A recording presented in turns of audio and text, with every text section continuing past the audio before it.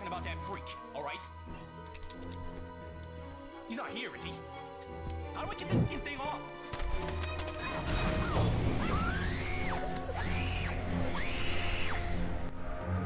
One shudders to imagine what inhuman thoughts lie behind that mask. What dreams of crime, sustained cruelty.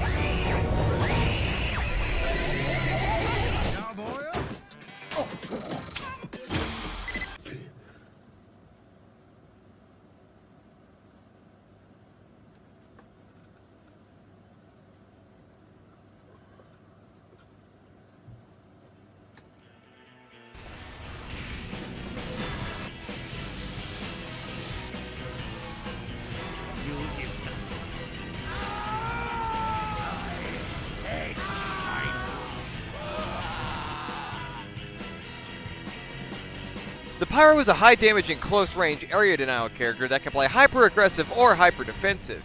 Exchanging any of the Pyro's weapons can drastically change the way that he plays, and out of the many ways to play Pyro that I will discuss in this video, they all share a common goal: combos. Combo Pyro involves sacrificing your innocence and signing away your soul to the devil to properly execute. What I'm trying to say is that if you become good at Combo Pyro, you can tilt somebody on the enemy team in just about every game. So, please join me in taking a look at the state of Combo Pyro in 2023.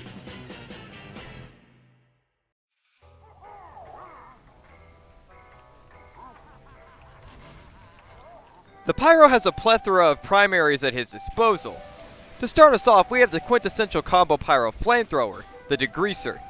The Degreaser deploys 60% faster and holsters 30% faster than the average Flamethrower. You can switch your Flamethrower in and out more quickly, allowing you to access your combo weapons more easily. The major downsides of the Degreaser are that your Airblast now costs 25 ammo instead of 20, and your afterburn damage is nerfed by a hefty 66%. While you now need to more heavily rely on your combo pieces, afterburn is still incredibly deadly even after this nerf. Before we move on to the combo pieces that make the Degreaser so strong, I would like to mention that the other three Flamethrowers are all excellent in the Combo Pyro playstyle in their own ways.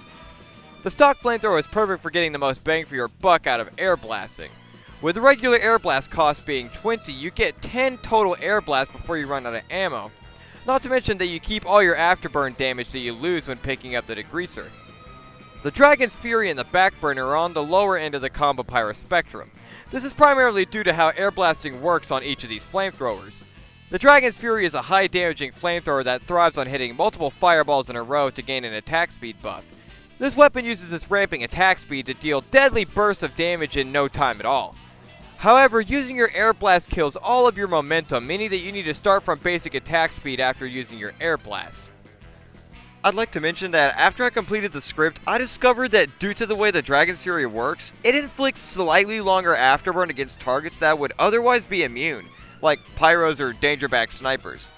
This weapon therefore makes flare punching afterburn immune targets way easier than the other combos that I'll talk about later on in the video. The Backburner, on the other hand, allows you to deal 100% critical damage when flaming targets in the back. This could be really devastating, which is why they had to balance it by giving it the harshest Airblast penalty out of all the Flamethrowers. The Backburner makes your Airblast cost 50 ammo, meaning that you can get at most 4 Airblasts per clip.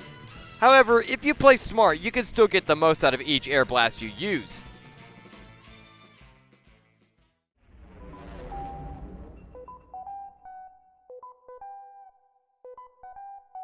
To learn what makes Combo Pyro so strong, we must look directly at the Airblast. Airblasting is a mechanic that is versatile and has a wide variety of uses. Most famously, it can be used to reflect back enemy projectiles like rockets, pipes, stickies, arrows, and any of the throwable liquid weapons like Girardi or Mad Milk. If you want to practice reflecting, I recommend playing Pyro Dodgeball on community-hosted servers. Even if you can't find a server with people on it, there are plenty of servers that are populated with bots. You can also use the Airblast for spy checking, or my favorite usage, which is pushing people off of cliffs. This beautifully evil strategy will garner more kills and hate than any other strat talked about in this video. Here's a quick montage of me ruining these poor players' precious lives.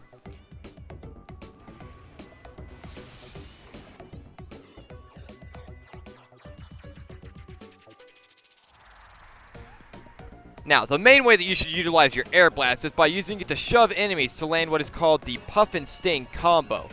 To pull off Puff and Sting, you must first light an enemy on fire, Air Blast them into a wall, a corner, or even into the air, and then switch to a weapon like the Flare Gun or the Axtinguisher to deal bonus damage. Puff and Sting is Combo Pyro's bread and butter, and is the main way you will be engaging with enemies in a close quarters fight.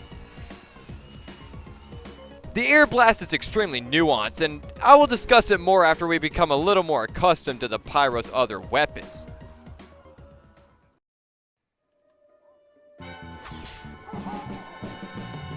There are several secondaries and melee unlocks that can be considered combo weapons. Starting off with the most popular being the Flare Gun. The Flare Gun inflicts critical damage against burning players, meaning that you can deal a surprise 90 burst damage with this weapon out of nowhere. Having the ability to control where your burning target goes is the key to landing your flares. The most simple way to do this is air blasting your target into a wall or in a straight line away from you. A slightly more advanced way to land a flare while disorienting the enemy is to air blast the ground in front of your target.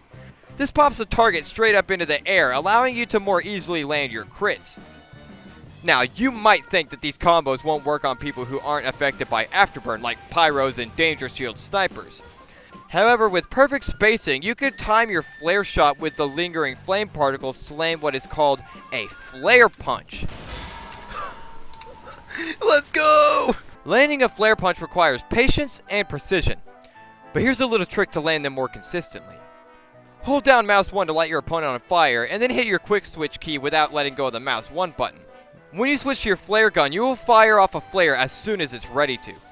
This is a fast and devastating combo, and if you want a more in-depth guide to flare punching and the combos that I use in this video, click the link in the iCard in the top corner of the video. The other flare guns can be used to flare punch, albeit less effectively.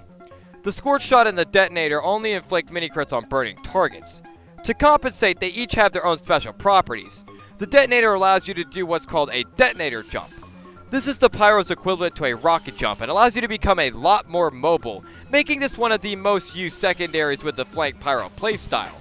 The other flare gun, the Scorch Shot, is primarily used for spamming choke points or groups from a distance, and being hit with a Scorch Shot inflicts maximum afterburn on targets.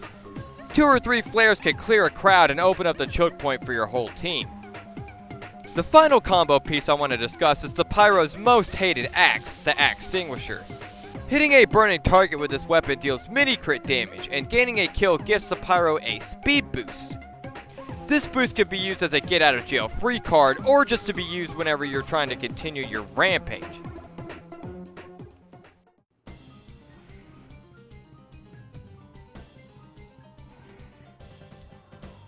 The traditional Puff and Sting Pyro loadout consists of the Degreaser, the Flare Gun, and the Axtinguisher. Playing with this loadout is all about learning how to best position on the map so you can get the most out of your combos. Pyro requires you to be very close to the enemy, so it's a good idea to play defensively. Hang on to your walls or corners that you can use for cover, or to pin enemies whenever you're trying to land your combos. If you want to focus more on using your Flare Gun combos, I suggest using the Power Jack in place of the Axtinguisher. The Power Jack provides you with bonus movement speed, allowing you to get back into the fight quicker, and it can get you to escape tough situations that you might not have been able to otherwise. The next strategy that I want to talk about is the Poke Pyro, which uses the stock Flamethrower, the Scorch Shot, and the Power Jack. This loadout will still have you focusing on killing enemies with your afterburn. Repeatedly shooting Scorch Shot flares down chokes can provide your team with a lot more space to work with, allowing for easier pushes. Having the cheapest cost out of all the flamethrowers for air blasting means that you should be constantly focusing on reflecting projectiles, extinguishing teammates, and nailing your combos on unsuspecting enemies. The final playstyle I want to touch on is that of the Flank Pyro. This loadout uses the Backburner, the Detonator, and the Back Scratcher. You can melt enemies before they even have time to turn around, and if they do notice you, you can always air blast them against the wall and mini crit them with the Detonator, or just deal a devastating blow with the Back Scratcher. Being behind enemy lines, you also get the most out of the Back Scratcher stat of, quote, plus 50% health from health packs on wearer, and, quote, minus 75% healing from healers. Since you are most likely not going to be healed by a friendly medic or dispenser in the opposing backline, you don't really got to worry about this negative stat that much.